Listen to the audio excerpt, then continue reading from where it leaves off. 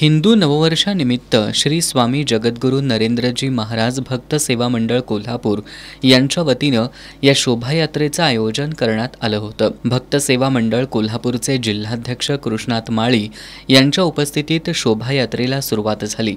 फुलांनी सजवलेली पालखी आणि रथामध्ये स्वामी नरेंद्र महाराज यांची प्रतिमा ठेवण्यात आली होती।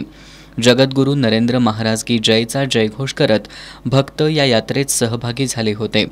दुचाकी स्वार, भगवे ध्वजधारी आणि कलशधारी महिलांचा शोभायात्रेतील सहभाग लक्षवेधी ठरला। छत्रपती शिवाजी महाराज आणि मावळ्यांची वेशभूषा परिधान करून भक्त या शोभायात्रेत सहभागी झाले होते।